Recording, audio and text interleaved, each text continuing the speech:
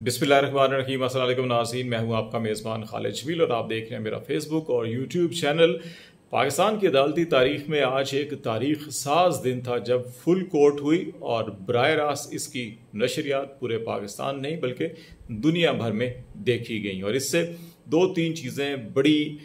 खुलकर सामने आई हैं। और जो तवक्कुआत सुप्रीम कोर्ट के इस फुल कोर्ट से पाकिस्तान मुस्लिम लीग नून ने वाबस्ता कर रखी थी, वो तवक्कुआत उनकी पूरी नहीं हुई। और ये कहा जा रहा है कि मुस्लिम लीग नून के अंदर बिलखसूस नवाज शरीफ कैंप में काफ़ी मायूसी दिखाई दे रही है और इसकी तीन बड़ी वजूहत हैं, वो आपसे शेयर करेंगे। और दूसरा मामला जो है कि काजी फ़ाइज़ ईसा साहब जो चीफ जस्टिस ऑफ पाकिस्तान के मनसब पे फायज हो चुके हैं, उनका पहला दिन था और पहले दिन वो एक बड़ा अहम फैसला करना चाह रहे थे। आज जब प्रोसीडिंग शुरू हुई उसके अंदर शुरू से ही जो मूड और टोन नज़र आ रही थी चीफ जस्टिस साहब की, उससे दिखाई ये दे रहा था कि वो आज एक बड़ा फ़ैसला करने जा रहे हैं या करना चाहते हैं। लेकिन शाम को जब समाअत मुकम्मल हुई तो वो फ़ैसला नहीं कर सके। उसके पीछे वो फ़ैसला क्या करना चाह रहे थे और वो क्यों नहीं कर सके, इसकी वजूहत आपसे शेयर करेंगे। और तीसरा बड़ा अहम मामला, लाहौर हाई कोर्ट ने बड़ा दबंग किस्म का फ़ैसला दिया है और ये फ़ैसला इस्लामाबाद के इंस्पेक्टर जनरल पुलिस और चीफ कमिश्नर के वारंट हैं। आईजी इस्लामाबाद के नाकाबिल ज़मानत वारंट गिरफ्तारी जारी किए गए हैं, जबकि चीफ कमिश्नर इस्लामाबाद के काबिल ज़मानत वारंट गिरफ्तारी जारी किए गए हैं। और ये वारंट जो है कि परवेज़ इलाई की जो गिरफ्तारी हुई थी उसमें उनको तलब किया गया था, लेकिन वो अदालत में नहीं पेश हुए और उनकी जगह सरकारी वकील ने मौक़िफ़ बयान करने की कोशिश की, लेकिन लाहौर हाई कोर्ट ने उनका मौक़िफ़ सुनने से इनकार कर दिया, माज़रत कर ली और कहा कि जब तक आईजी ख़ुद पेश नहीं होंगे उनकी बिहाफ के ऊपर कोई गुज़ारिशात या मौक़िफ़ नहीं सुना जाएगा। तो ये मामला इस एतबार से बड़ा अहम है कि इस वक्त जो पाकिस्तान में बिलखसूस पंजाब और इस्लामाबाद के अंदर यके बाद दीगरे सियासी रहनुमाओं पाकिस्तान तहरीक इंसाफ के कायदीन को एक मुकदमे से निकल कर दूसरे, एक ज़मानत होती है तो दूसरे मुकदमे में ज़मानत हो तो एक नए मुकदमे के अंदर गिरफ़्तार कर लिया जाता है, नई FIR कायम होती हैं। तो उस तनाजुर के अंदर इस वक्त जो है कि लग रहा है कि इस्लामाबाद हाई कोर्ट में भी और लाहौर हाई कोर्ट में भी जो पुलिस अफसरान और इंतज़ामी अफसरान हैं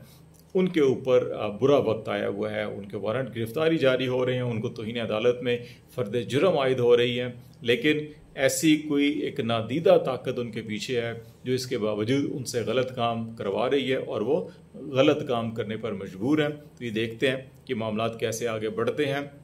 और इस वक्त एक तशवीश की लहर जो है वो इंतज़ामी और पुलिस अफसरान के अंदर देखी जा रही है अपनी निजी महफिलों में, और वो बैकग्राउंड जो मीटिंग्स होती हैं उनके अंदर इस तशवीश का इजहार कर रहे हैं, लेकिन वो बअमर मजबूरी कि उनके पीछे जो ताकतवर हल्के हैं उनको जो इस्तेमाल कर रहे हैं उनकी वजह से वो इस्तेमाल हो रहे हैं और वो इस्तेमाल नहीं भी होना चाहते, लेकिन इसके बावजूद इस्तेमाल हो रहे हैं। तो ये जो कशमकश है देखते हैं कितने दिन चलती है। और अगर इसके अंदर बाज़ लोगों का ख्याल है कि एक दो पुलिस अफसरों को, एक दो इंतज़ामी अफसरों को सख्त सज़ाएँ दे दी गई तो उसके नतीजे में ये मामलात रुक सकते हैं। दूसरी तरफ सुप्रीम कोर्ट ऑफ पाकिस्तान में जो हेयरिंग हुई, यकीनी तौर के ऊपर एक तारीख साज दिन था, ओपन हेयरिंग थी। पूरे पाकिस्तान के अवाम ने ये देखा कि जज साहिबान की टोन क्या होती है, उनकी मंतक कैसे होती है, वो सवालात उठाते हैं या कमेंट्स करते हैं तो उसमें लॉजिक, कानून और आइन के हवाले कैसे देते हैं, रिपोर्ट कैसे होते हैं। और फिर कुछ जज साहिबान जो है कि वो महज अखबारी ख़बरें या मीडिया की टिकर्स और हेडलाइंस बनने के लिए बाज़ बयानात और ऐसे रिमार्क्स देते हैं कि वो बड़े पसंदीदा जज तस्वर हो जाते हैं सियासी वर्कर्स के अंदर। तो आज वो तमाम चेहरे और वो तमाम सूरत हाल जो है कि वो बड़ी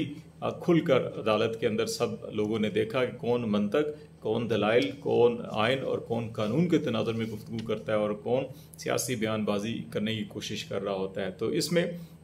तीन चीज़ें बड़ी अहम हुई हैं और इसमें जिसकी वजह से पाकिस्तान मुस्लिम लीग नून और बिलखसूस नवाज शरीफ साहब के कैंप में मायूसी है। और उसमें तीन चीज़ें ये हुई हैं कि इस केस के ऊपर तवक्को ये की जा रही थी कि आज इसको जो फुल कोर्ट है, इस जो स्टे ऑर्डर दिया था चीफ जस्टिस उमर अता बंदयाल की सरबराही में 8 रुकनी बेंच ने, उस स्टे ऑर्डर को आज ख़त्म कर दिया जाएगा और ये एक्ट बहाल हो जाएगा। और इस एक्ट के बहाली के नतीजे में इस वक्त तक जब से ये एक्ट बना है और उसके बाद जैसे review of judgment and order act supreme court का जो है वो कलअदम करार दिया गया, और इसी तरह नैब के कवानीन को कलअदम करार दिया गया, तो वो भी बहाल हो जाएंगे। क्योंकि अगर एक्ट बहाल हो गया तो फिर उन बेंचेस की तश्कील जो है कि उसको भी गैर कानूनी तस्वर किया जाएगा। तो ये एक बहुत बड़ी उम्मीद थी PMLN के हलकों के अंदर, और इसको 2-4 रोज़ से प्रोपेगेट भी किया जा रहा था। तो वो आज जब समाअत मुकम्मल हुई तो हुक्म इम्तनाई जारी नहीं हुआ। आज क्या हुआ कि बाहमी मुशावरत से चीफ जस्टिस ऑफ पाकिस्तान ने शॉर्ट ऑर्डर जारी हुआ, उसके अंदर लिखा और ओपन कोर्ट के अंदर लिखवाया कि उन्होंने ये उनका अपना फैसला है कि वो जब बेंचेस तश्कील देंगे तो सीनियर मोस्ट 2 जजों से मशवरा करेंगे। और उन्होंने ओपन कोर्ट में सरदार तारिक से और जस्टिस एजाजुल एहसन ने से जब पूछा तो दोनों ने जो है कि हामी भरी, और जस्टिस एजाजुल एहसन ने तो कहा कि उन्होंने कहा कि क्या आपको कोई इतराज़ तो नहीं होगा, जिसके जवाब में जस्टिस एजाजुल एहसन ने कहा कि एब्सोल्युटली नॉट। तो ये बड़ी इस एतवार से हौसला अफजा थी कि कोर्ट के अंदर एक हम आहंगी बनी, और जिस पे ख्वाजा तारिक रहीम जो एडवोकेट थे उन्होंने कहा कि हम भी ये चाहते हैं कि जो काम अदलिया का अपना है वो खुद करे, रैदर दैन कि कोई और इदारा मुदाखलत करे। और आइन के आर्टिकल 191 और जो लेजिस्लेटिव लिस्ट है 4th शेड्यूल में सेक्शन 55 उसके तनाज़ुर में उन्होंने कहा कि पार्लियामेंट जो है कि वो सुप्रीम कोर्ट के रूल्स एंड प्रोसीजर्स जो हैं और प्रैक्टिसेस के हवाले से कोई कानून या रूल्स नहीं बना सकते, वो सुप्रीम कोर्ट ने खुद बनाने होते हैं, और इसमें आइन में जो है ये कतगन लगा रखी है। तो इस एतबार से वो जो नून लीग की ख्वाहिश थी वो टूट गई। और इससे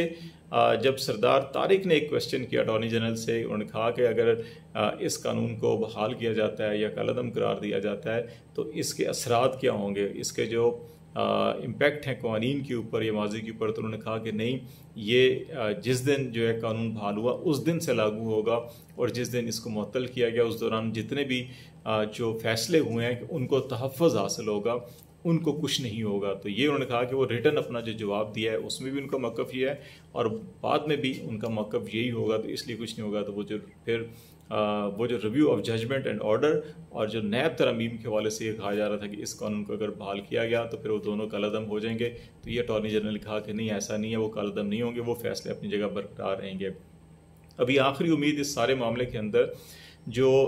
सुप्रीम कोर्ट इस प्रोसीजर एंड प्रैक्टिस एक्ट के अंदर जो अपील का हक दिया गया सेक्शन 5 के तहत, और ये कहा गया है कि जी कि अगर कोई 184(3) के तहत या इस किस्म के जो मामलात हैं उनमें फ़ैसला होता है तो फिर पहले नज़रसानी का हक था, अब इसमें अपील का हक दिया गया। और अपील के तहत ये है कि जी कि आप 30 दिन के अंदर करेंगे और 14 दिन के अंदर अंदर लार्जर बेंच तश्कील दिया जाएगा। अगर 3 रुकनी बेंच ने समाअत किया तो 5 चाहिए तो 7 चाहिए तो 9। तो इसका मतलब ये है कि अभी एक उम्मीद जो बाकी बची है नून लीग की वो ये है कि अगर ये अपील का हक उनको मिल जाता है 9 तारीख या उसके बाद, तो फिर वो इस अपील के रास्ते से मियां नवाज शरीफ साहब को जो ताहियात नाअहली है बाकी सज़ाएँ हुई हैं उनके खिलाफ अपील दायर करने का हक करेंगे। लेकिन जो अटॉर्नी जनरल ने कहा कि इसको अगर आप बहाल भी करेंगे तो इसका इतलाक माजी से नहीं होगा, तो उसमें ये मामला भी जो है कि नुक्ता तय हो जाएगा जी कि माजी पे नहीं है, तो फिर मियाँ साहब का वो मामला भी ठप हो जाता है। तो इसलिए ये कहा जा रहा है कि मियाँ साहब के जो हल्के हैं या कैंप है उसके अंदर बड़ी मायूसी की लहर दौड़ गई है। और दूसरा मामला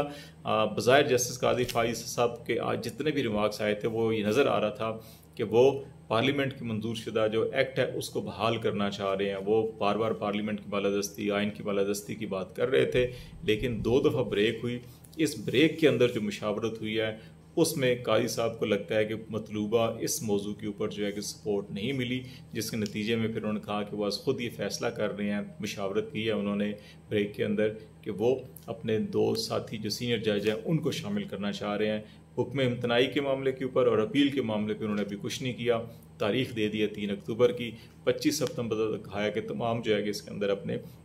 तहरीरी जवाब जो है वो दाखिल कर दें। तो इसलिए ये मामला अभी जो है कि अपील वाला लटक गया। और इसके अंदर 2 बड़े अहम और रिमार्क्स हैं जस्टिस ये अफरीदी का, जिसमें उन्होंने कहा कि अगर इसको